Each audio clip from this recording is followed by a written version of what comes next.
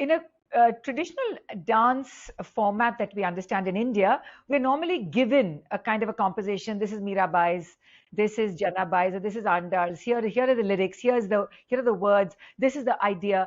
But when you start working in a contemporary way, you do have an idea, but you don't have these ready lyrics. One of the things I discovered is that you come into this world with your own story. So your own story is your DNA. Your story is the most unique. It's your story. So how do I blend personal diary of the amazing, say, the women in my life, and dovetail it in between myth? I use Mahalakshmi as a catwalk, ramp walking fashion model, asking the question, who are you today? What are we worshipping? We're worshipping that cell phone, that gadget, that mobile gadget. We're worshipping the paparazzi. We're worshipping, being famous and signing autographs and posing for cameras. So is that the Lakshmi that we are, worshipping? Dance can handle some things like, say, domestic abuse. It could handle, anything that happens with the body and emotions, right? We can maybe even the vaccine war. We can talk about even LGBTQ, the identity issues. We can certainly look at those things. Dance can spark a conversation, but I don't think it can change mindsets.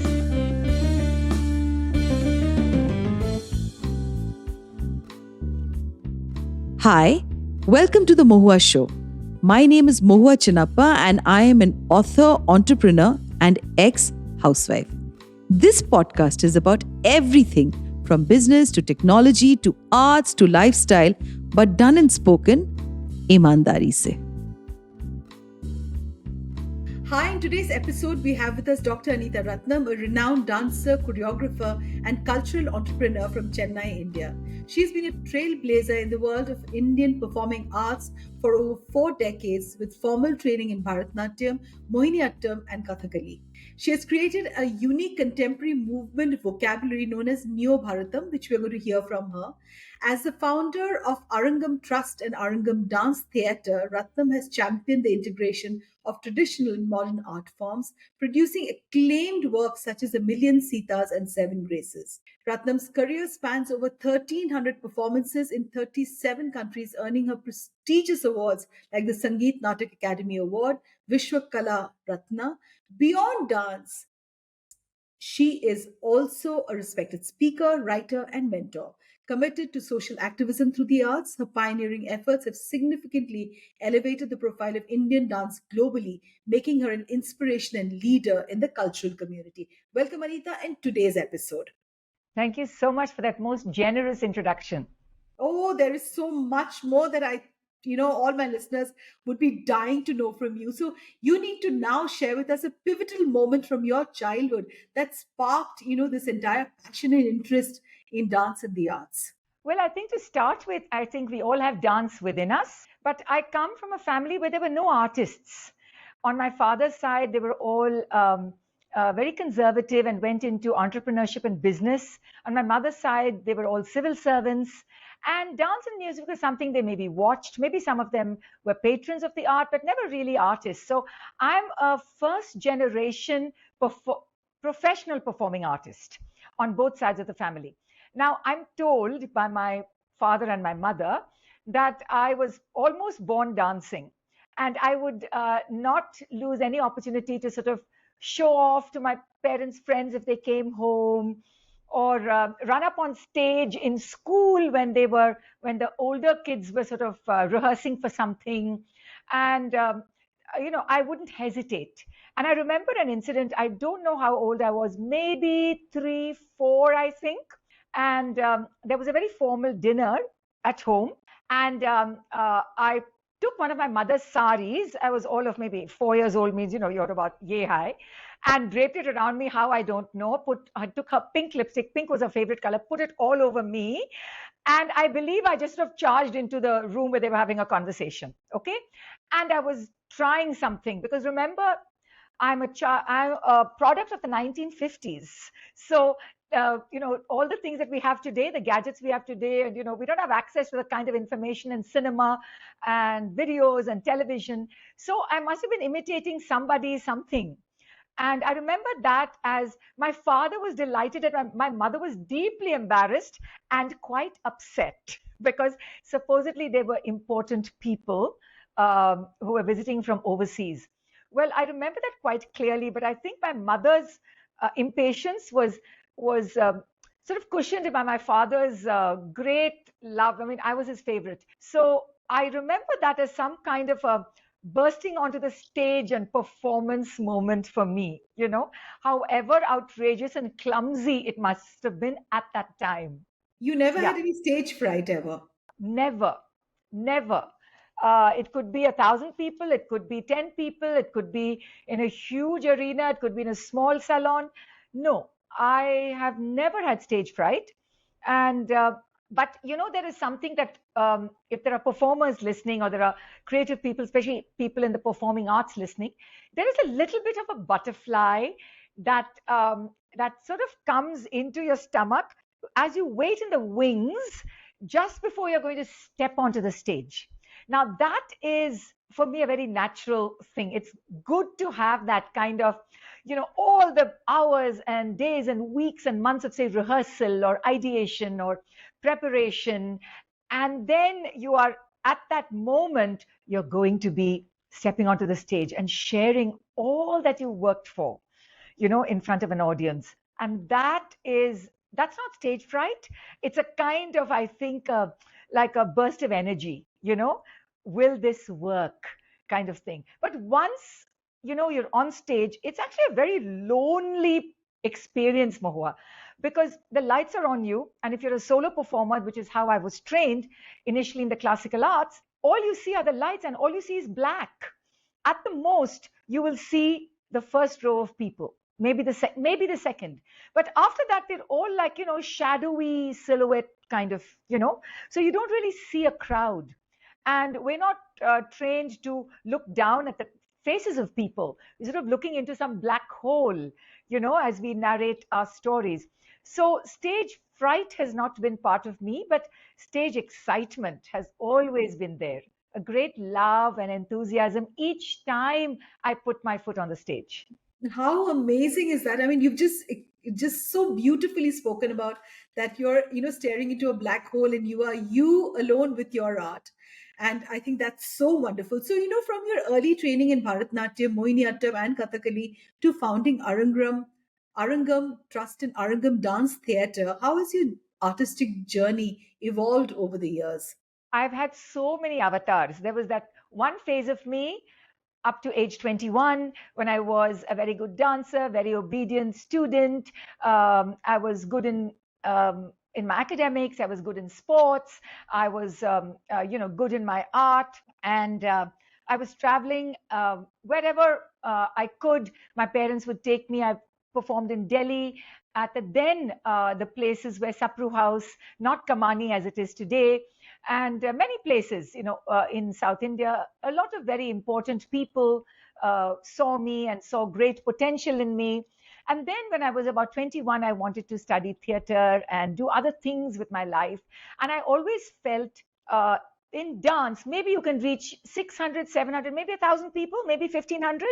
But if you do media, like one broadcast or one something would reach a lakh, your impact would be much more. So I said I wanted to study television. So you've got to understand, in the late 70s, for a girl from India to go to America to study television was really not something that was done, media studies or what we say liberal arts and communication. But it worked. I was able to get the Reserve Bank of India permission because, foreign exchange, all that was so very difficult in those days. And I have to say that studying film and television on an American campus gave me a great opportunity, because the first thing, I may be digressing from your original question, but I think it's important for the audience to understand that you go from a kind of a protected upper class, Indian home, and the girl is sent to America for studies, and then you suddenly you are in an atmosphere where nobody wants to know who your father is and your mother is and or nothing. They want to know who you are. And they want to know what you bring to the table. They want to know what are you going to contribute? How hard are you going to work? It was wonderful for me because all those years of training of being whatever the good student and everything, that was what I had to harness and draw from. And the one thing I learned very quickly is there was no feudal system or hierarchy in working in media and theater in America. Everybody was on first name basis. Everybody came for rehearsal, then everybody went out and we had a beer and pizza together, for instance, and it wasn't the kind of differences that we have in the Indian performing arts, where you have the guru, then you have the musicians, then you have the dancer, then you have the dancer's family, and we all sort of don't have we have affection, we have a connection, but we don't have the kind of camaraderie that I saw in the American media and theater world. I learned so much. And in the years that I was in America, which was for 10 years, and I had a television program, and I came back, and then I said, I want to do something. I came back as a single mother with two very young children. And I said, I don't want to have the deadline of media hanging around me, of having to do a TV show and all that. What do I know best? And what I knew best was the stage. And so Arangam Trust was actually born out of an idea that my father had from a business angle, and a very respected guru called Sudharani Raghupati, a Bharatanatyam icon. And she said, and both of them together independently said, create a foundation or create an umbrella. A trust, a cultural trust will give you the kind of the that crucible through which you can do the work. You can put your ideas through it. You can also ask for donations. It'll be a way in which you can function in a creative life. So that's how Arangam Trust was formed in 1992. So we're really going on 32 years. And through that, I started working with young dancers. I was among the first Mohua to actually pay young dancers to come and show up for rehearsal. The reason I said pay was they were not necessarily professional, but I was acknowledging that they were going to come and give me 3 to 4 hours of their time. And it was only 25 rupees, only 25 rupees and some biscuits and a cup of chai or a lassi or something, but an acknowledgement that, look, I want this of you. And I am putting a little money, and I want you to then come on time, be prepared, so I could demand something from them. Then 25 became 50, became 100, and now people are charging anywhere between 300 to 500 to whatever per rehearsal. But the idea of trying to start having a kind of a professional or an accountable system that I started in the early 90s came up with a lot of opposition from the established gurus. And they were saying I was corrupting Bharatanatyam, I was commercializing Bharatanatyam, I was making Bharatanatyam business-like. But they have tend to forget that when you're a guru, you're also charging fees from your students. And it is a transactional relationship. Whereas I was not a guru in that sense. I was auditioning and hiring already trained dancers for certain productions. So that's how Arangam Trust and Arangam Dance Theatre slowly sort of evolved in a very organic way. And Arangam Dance Theatre is the dance company. And Arangam, is like Rang Manch. Arangam is stage or the arena. So we started doing small things. I always looked for music and people I could collaborate with outside the regular dance world. So it would be a composer who was probably doing jingles. It would be a costume designer who was probably doing fashion, or somebody maybe fresh out of NID, so that they would come with a fresh look. And I knew one thing that was very clear to me, and that was that I could not go back to being the classical Bharatanatyam dancer that I was before I left India. Life had changed for me too much. I had changed. I had been married, then I was a mother, then I separated. I walked out of the Lakshman Rekha. I came back to India with 2 children. I had changed as a woman, as a person, and I felt my life and my art had to walk closer together. I couldn't pretend to be that solo Bharatanatyam dancer, weaving jasmine garlands or grinding chandan or waiting without eating for the hero to come. I had left I had left the safety of a relationship, so I needed other kinds of impulses. And that's when I started my collaboration with contemporary theater and poetry and with painting and writing. And I was talking all the time to my colleagues and asking them and going and watching so much work, especially in theater, which is so exciting and can be quite political as well. And my question was, how can we take our old stories, the stories we know, they could be from the Ramayana or the Mahabharata or the Geet Govind, where Krishna and Ram and all of them are the heroes and heroines like Mirabai and whoever they were. How can we stop and listen to their voices? What are they actually saying? Do we realize that we've got all these stories from a male point of view? Because it's always, right? So history and mythology are so masculine, they're so patriarchal. So that was I would say, my search, how to bring life in a 360-degree dimension to these female characters and that we've grown up with. So, Anita, obviously, when I hear about your journey, there's a rebel inside you, somebody who's not willing to walk the line that, has been shaped up. And obviously, at the time that, you were starting out to take these decisions were not easy. How, if you were to look back, how difficult was it for you? Is there any instance that you can remember where you felt that, the acceptance wasn't really there when you decided to leave America, leave the security, as you said, of your marriage, come back with two children and break the mold and start contemporary work in such a traditional, tight hold of Bharatanatyam? It was extremely tough. It was not tough in terms of the safety and security of my children and myself, because I had an amazingly supportive family, like a safety net. But very interestingly, the Indian community in America, when I left, the husband-wife, arithmetic, that formula, only two friends were willing to take me in. Everybody else had said, oh, no. And these were people I'd helped and I was friends with, I knew everybody. So suddenly there was a tightening and the closing of doors. And I look back now and those two friends are still my friends, and we look back and we do smile at those times. But each of those times tested something in me.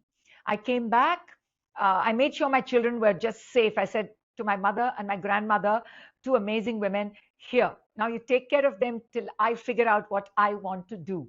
And that was a huge privilege, not to just be able to sort of hand my children over. My sister was there, her two children were the same age as my children. Oh, so it was really lovely for them to grow up with cousins, same class, same school. There was so much put my mind at ease. But then the question was, what am I going to do? And every time I did something or tried to do something, it was very interesting because the media would not accept it. Okay, they said they either avoided me, they either didn't have nice thing to say about me, but the crowd was coming. The people were coming. They were curious. Of course, I got my guru, the late celebrated Guru Adya Lakshman sir, who was quite upset with my change of direction. He would often refer to the word contemporary in a Tamil pejorative called kandapadi, which means neither here nor there, right? Contemporary, what you're doing is kandapadi contemporary. Because he didn't understand. He didn't understand why I couldn't go back to just being this good dancer that I was. I mean, I was his favorite student.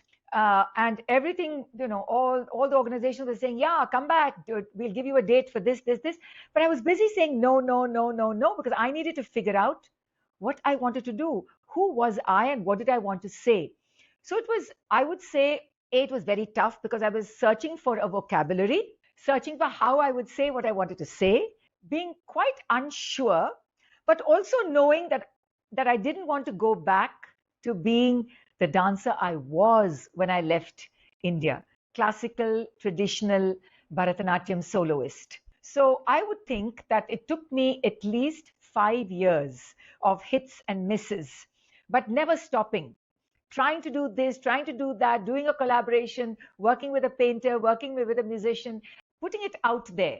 Not only staying inside my rehearsal studio, really putting it out there. It could be in an art gallery, it could be in somebody's home, it could be in a salon, it could be even in my own house, but always sharing and taking in the comments. And I think slowly in the doing of it, not just in the thinking of it, because dance is such an embodied experience, that in the doing of it, something connected, something clicked between mind and body.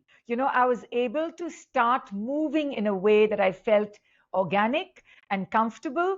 And the most important thing is, Mohua, I started moving slower. I started moving in a more deliberate way. I started looking at the meditative breath work arts that I had done, yoga, pranayam, tai chi, and even kalaripayat, because they all work on breath. They don't have a recorded score like dance has, right? They work in silence. They work with the body and your breath and your presence in that moment. So the concept of trusting your body and acknowledging that the body has its own intelligence, that the muscles have their own memory, and they will hold memories. And not everything has to be mediated with the mind being this editor and the critic. Sometimes be able to suspend that and to just move. And remember, we didn't have cell phones yet. We didn't have all those things. I'm talking of the 90s, right? Between 90 and 96, none of the social media that we've become so used to, they had not even emerged. So it was, I would say, a very long process. I think it was, in a way, I was very fortunate because today social media can become your judge, jury, executioner, right? Somebody loves you, something goes viral, something you do shared, and somebody dismisses you. But there it was really in the real time of the doing, the showing, the being critiqued, and then having a conversation with the critic, with the dance critic, and saying, what is it that you found? And they would say, I liked this, I didn't like that, I don't know what you were trying to do here, maybe you can develop this more. And they were also saying, this costume doesn't suit you. I was trying to re-look, like going back to the drawing board and looking at everything, including the way I looked. So it took me time. I would say definitely it took me about 5 to 7 years, but I didn't stop. And I think by 1996, 1997, I had found something. I'd found something that was interesting enough to sort of plant my feet and say, yes, here is a form that I have to name, Neo Bharatam. I have to name it because it becomes mine. It becomes like a kavach. I don't quite have the vocabulary yet, but I have to name it before anything else. How amazing. I wanted to ask you actually about Neo Bharatam, but you've already spoken about it. So tell me, how did you navigate blending traditional Indian dance forms and contemporary influences, in your choreographic work? How did you blend them together? Was there a process to this whole thing, or it was very organic? Was there a lot of scripting that was done before that? How did you go about it? In a traditional dance format that we understand in India, we're normally given a kind of a composition. This is Mirabai's, this is Janabai's, or this is Andal's. Here are the lyrics. Here are the words. This is the idea. But when you start working in a contemporary way, you do have an idea, but you don't have these ready lyrics. And I didn't want to go into ready lyrics. One of the things I discovered is that you come into this world with your own story. So your own story is your DNA. Your story is the most unique. It's your story. So how do I blend personal diary of the amazing, say, the women in my life, and dovetail it in between myth? So I'll give you 2 examples. I did in 1998 a work called Daughters of the Ocean. It was inspired by a book written by my late friend Shobita Punja, and it told the stories of the Devis, Durga, Saraswati, Parvati, Lakshmi, and it also told her story of growing up. So I said, this is amazing. So when I called Shobita, who was then living in Delhi, she said, if you want to adapt it for the stage, do it, but tell your story as well. So that gave me the courage to say, you know what? I have my grandmother, my mother, and my daughter right here, and my sister. All of these are Devis, and they've all fought, and they're all, avatars in their own way, radiant, amazing, young, old, middle-aged, senior, elder.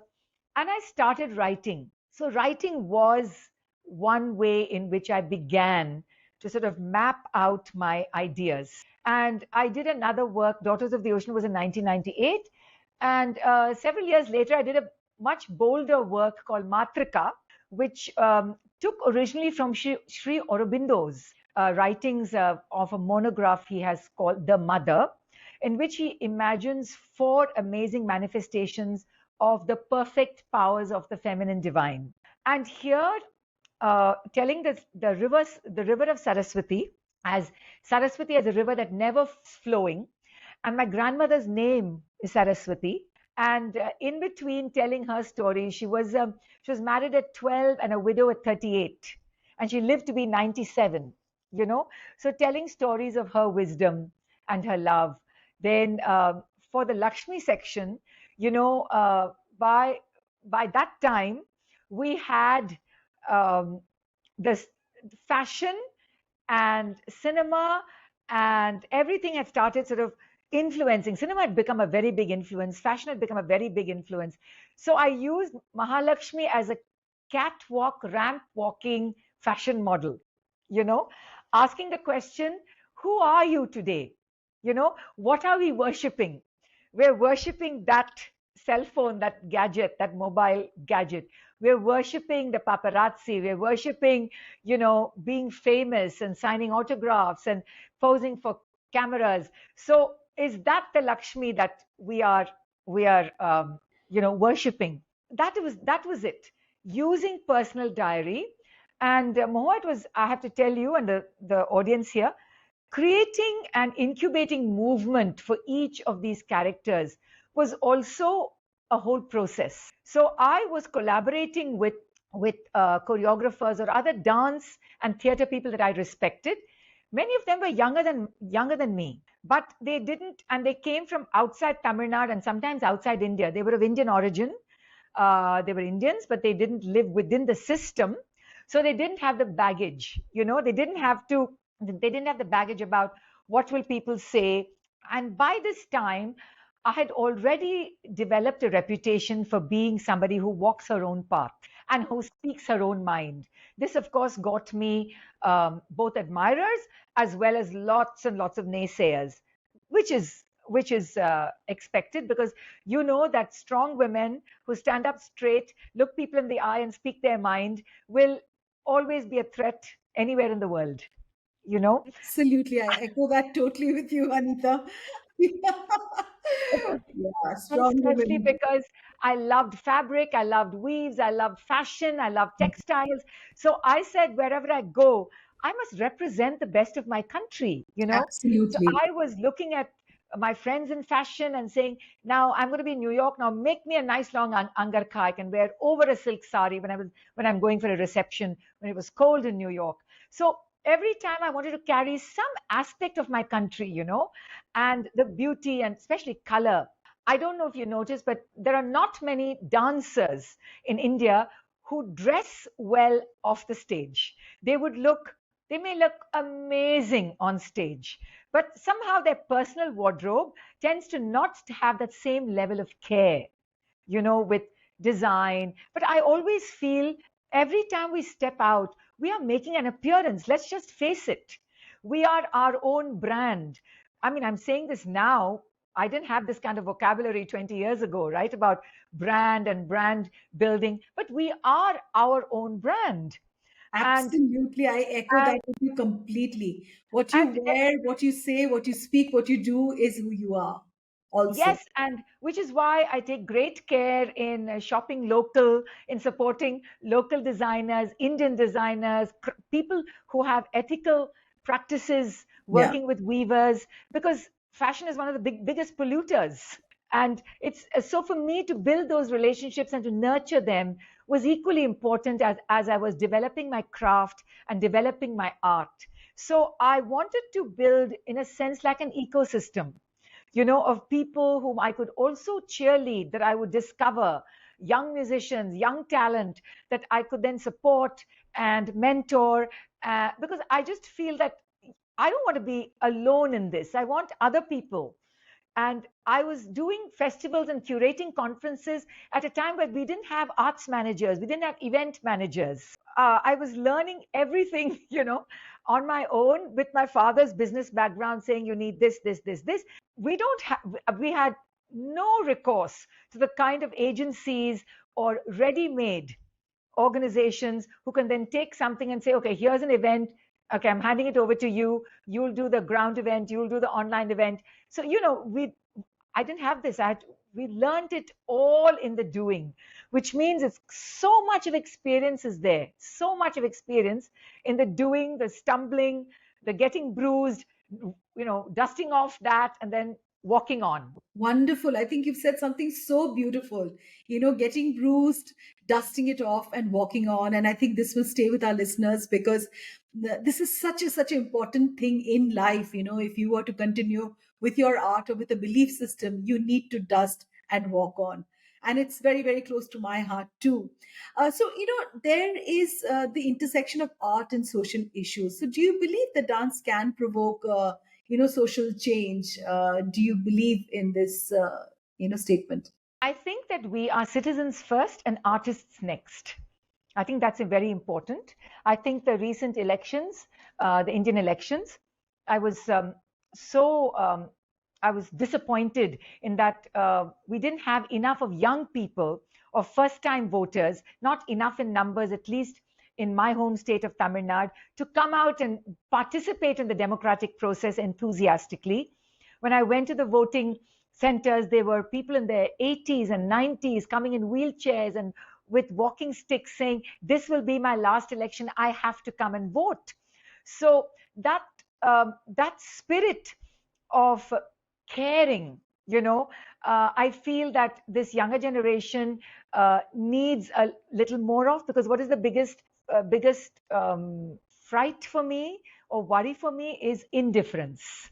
You could have an opinion, but be part of a process. Otherwise, don't just say, what's the use, and then just end up being just, very vicious on social media about how you. Coming back to social issues, in dance, I feel dance is one of the arts. And I think some social issues can be better handled by, say, cinema or theater or prose, or dance can handle some things like, say, domestic abuse. It could handle, anything that happens with the body and emotions, right? We can maybe even the vaccine war. We can talk about even LGBTQ, the identity issues. We can certainly look at those things. But if you're going to talk about Ukraine-Russia war, we're going to talk about pressing the nuclear button, I don't think dance can handle that. I've done work regarding mental health. We did something called Manasi, the house of the mind, and we did something by starting by building a skeleton of a house that was upside down when a mind is disturbed.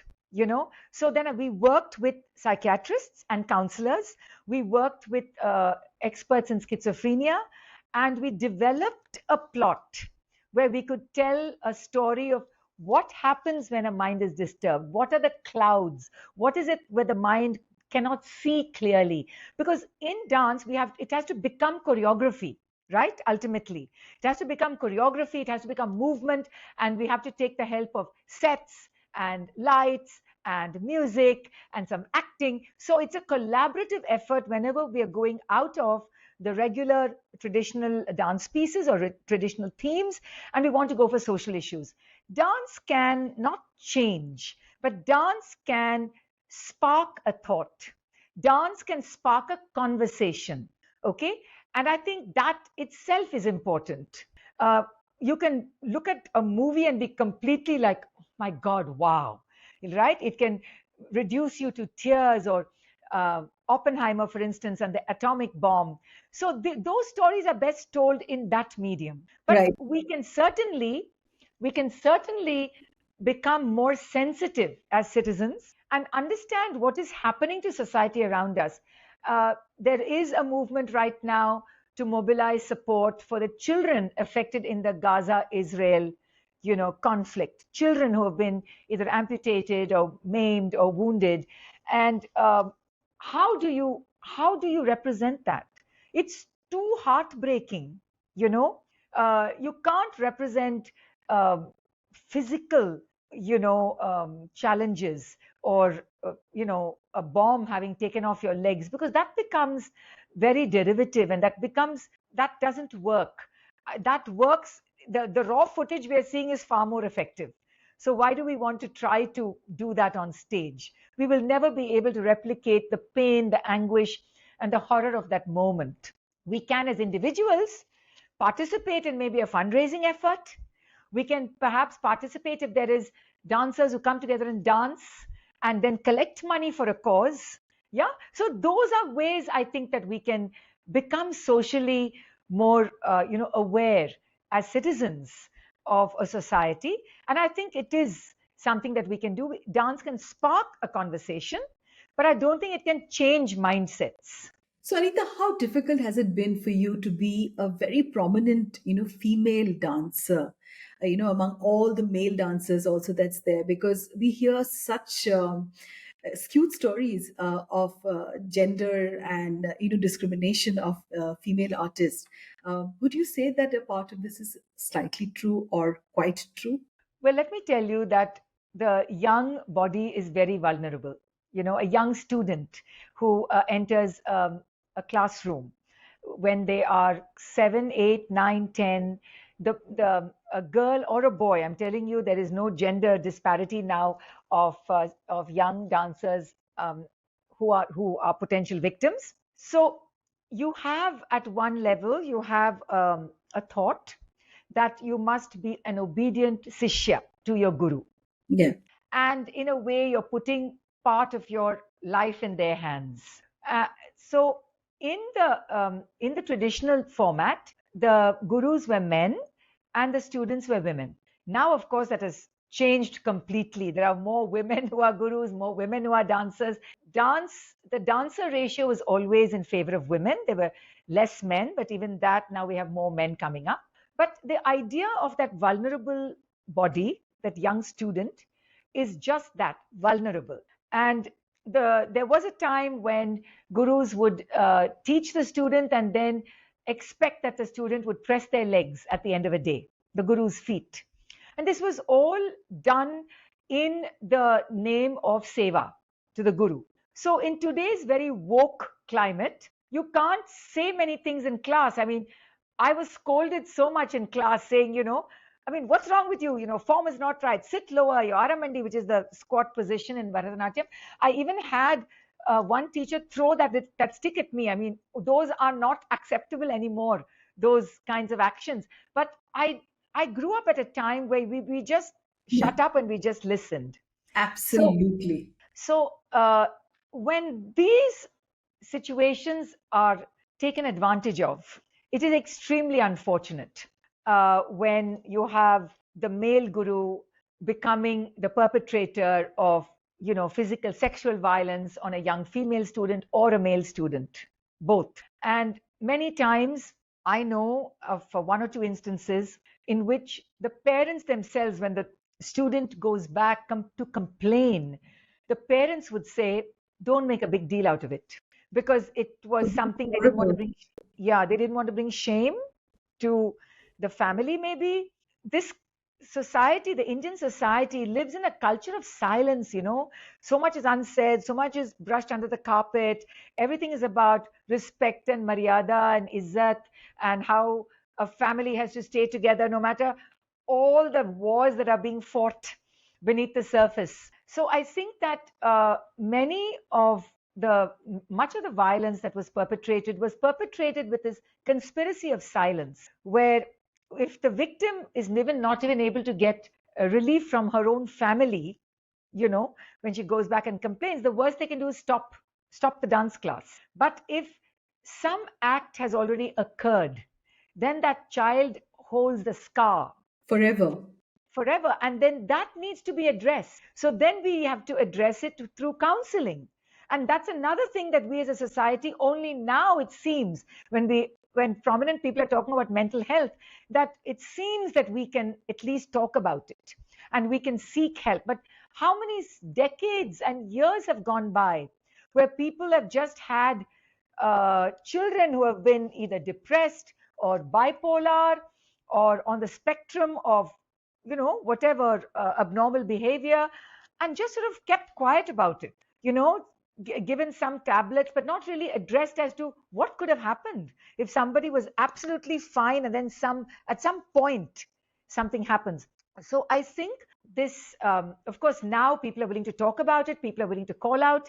People, and the Me Too movement from 2016, 2017, I think has really come out. And the media also is now, publicizing these things, talking about these things. And we have media. We also have the issue of class. We have the issue of caste. We have all these other identity issues at play, because dance really intersects all these issues. So there is truth in what you could have heard coming from some very respectable institutions, national institutions. Hopefully the governing committee, the executive committee will take cognizance, because these are national institutions. They are supported and funded. They're teaching hundreds and hundreds of people for years, 50, 60 years.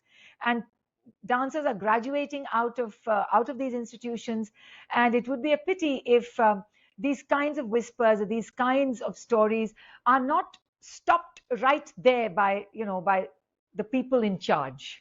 Absolutely. It's much better to be accountable rather than to hide and say, oh, it's all lies, it's a big conspiracy to malign the institution. Yeah.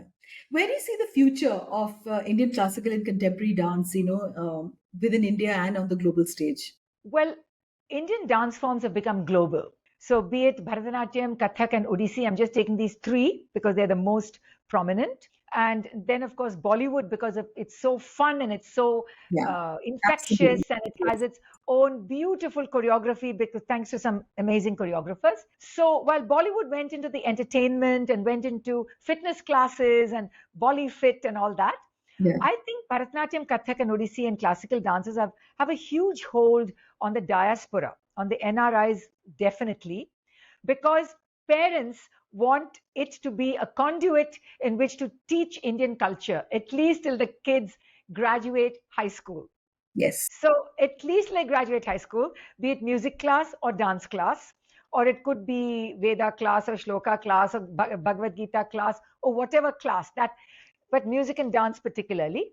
They are so keen. They're willing to drive their children for 100 miles on weekends and sit and, be there at class, because they feel that that's the only influence in a very, very hybrid North American campus, or UK or Europe, where everybody is in blue jeans and t-shirts and speaking in very different tongues, and the whole body language is so different, So I think in that way, the demand for the entry student during Dashera and every year, that demand will not decrease.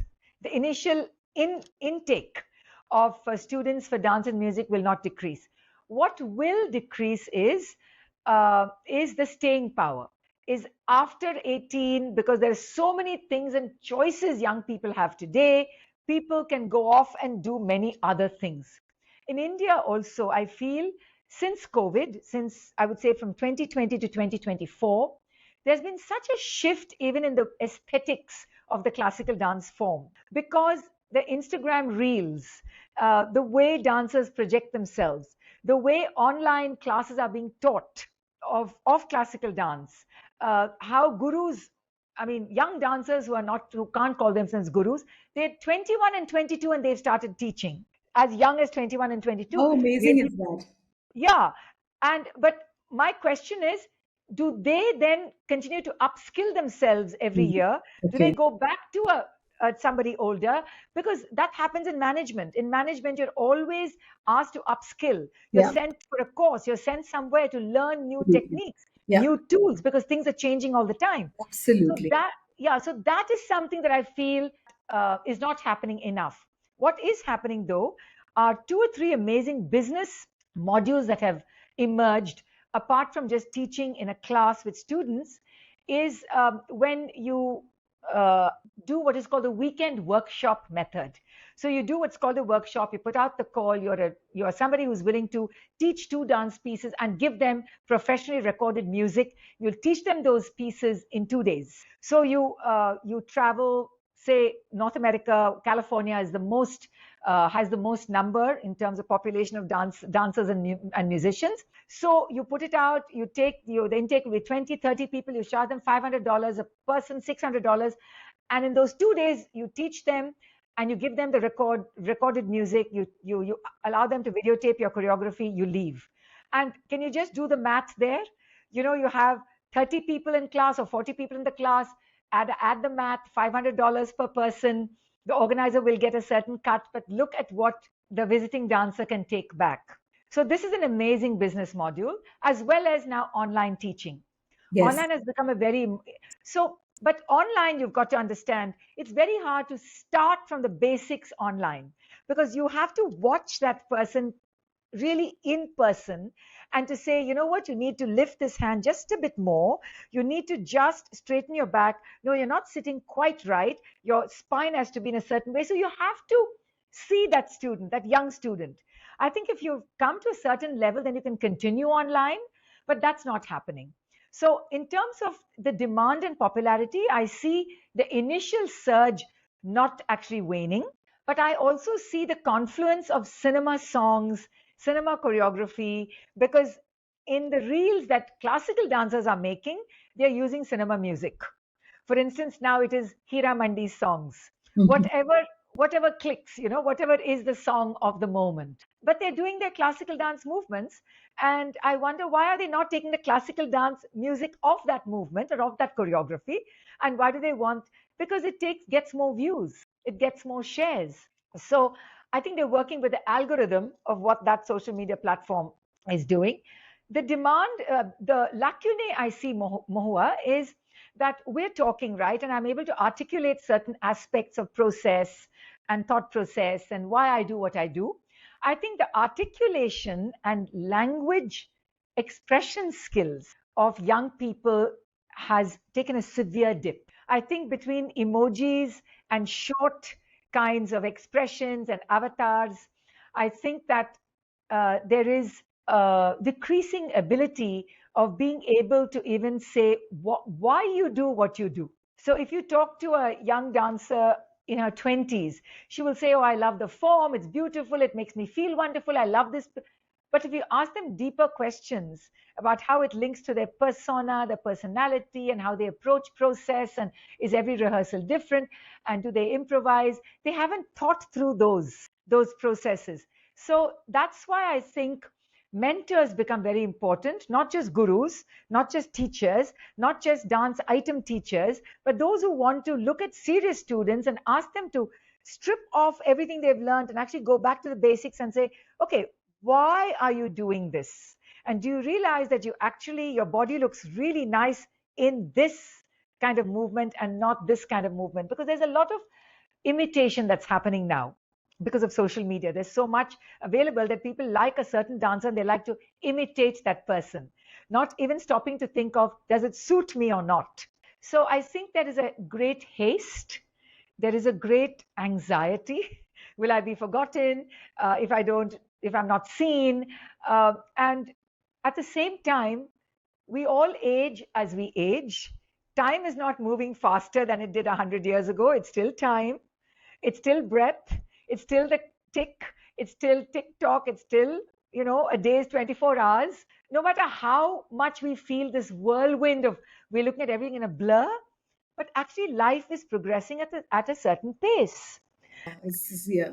It's also the And sadhana, the whole yes, concept of sadhana that is, I think, is just slowly dying. And that really saddens me because I also learned Indian classical music as a young girl. And just this concept of sadhana is very difficult to explain to youngsters, that yes, submission, that surrender to that Surrender. form. Yeah, And, I just realized because, we live in such a woke climate, we have to be so careful about what we say, and you and I will be dismissed as privileged women.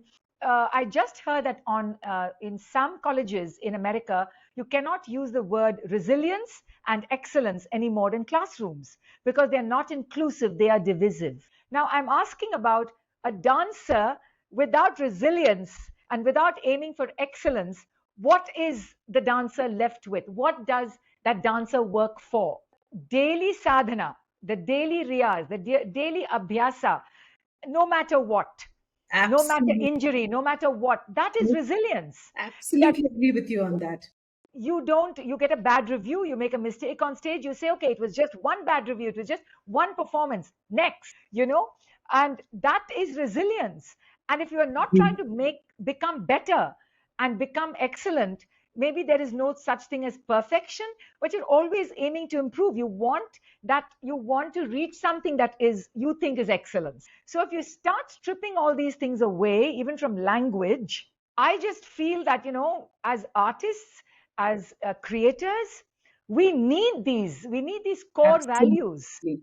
I completely agree with you. Resilience is that one thing that has also, helped.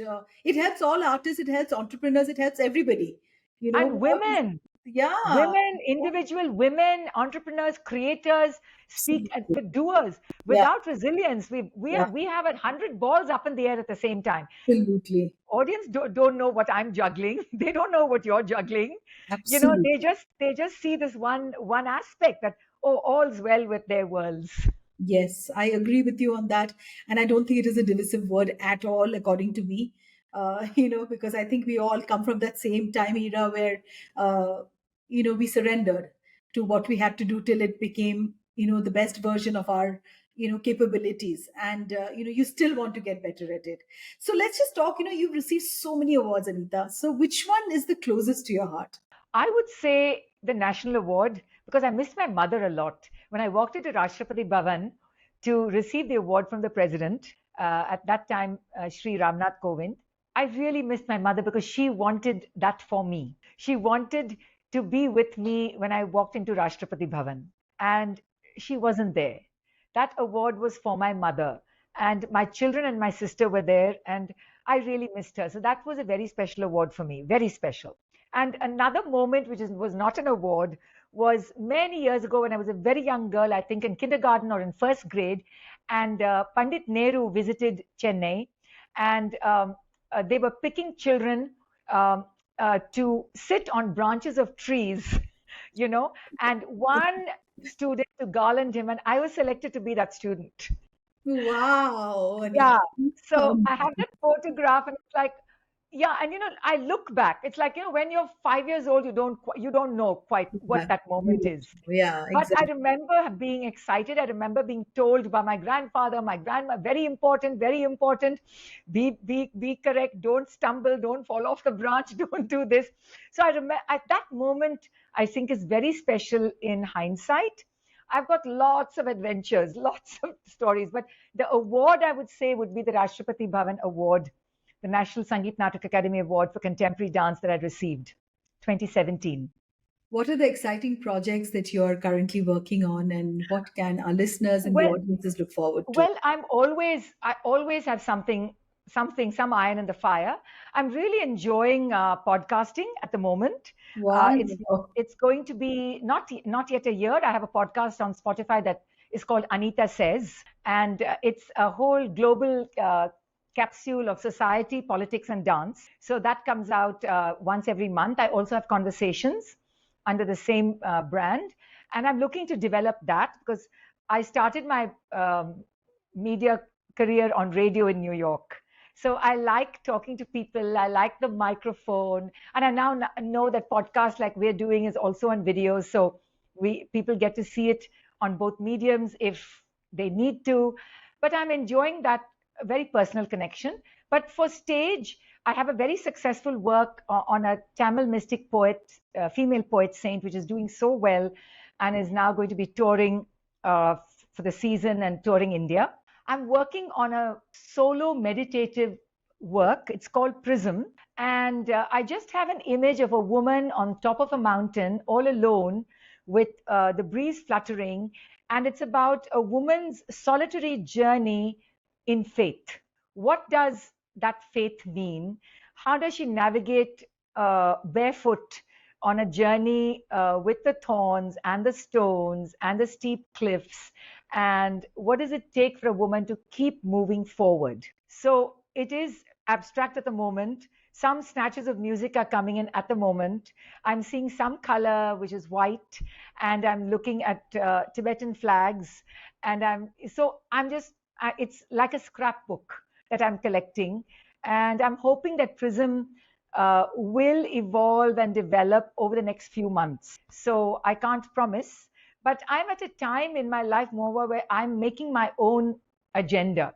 I'm not somebody who has to, finish a project by a certain time for a certain performance. I've had the good fortune of appearing on so many wonderful stages. And I think now I can say it's my time.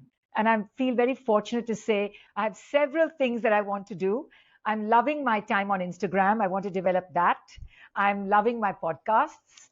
I'm trying to connect with and try to add value to what I say each time I say something. But I also want to make sure that there's a fun side of me that I also reveal, the human side of me. I'm a pet lover, an animal lover. So I have so many loves, and I'm a foodie. So everything to do with the senses. Yes. Yeah. So thank you so much, Anita. But I'm not going to let you go before you sing a few lines for me. What can I sing? Okay, let me sing this song that I don't know, that's just coming to my mind. अजीब दास्तां है ये, कहाँ शुरू कहाँ खत्म, ये मंजिलें हैं कौन सी, न वो समझ सके न हम. Beautiful. सच में वो मंजिलें कौन से हैं जो वो भी ना समझ सके ना हम, पर मंजिल की तरफ हम सब आगे बढ़ते जा रहे हैं. Yes. Thank you so much, Anita, for being on today's podcast. It has been an absolute honor. And thank you again. Thank you so much for having me. And I really hope that the audience enjoys our conversation. Thank you again. To you, our dearest listeners, you can find us on your favorite streaming services, Spotify, Amazon Music, Apple Podcast, and of course on all other major streaming services. With loads of love, we are The Mohua Show, where we talk ईमानदारी से.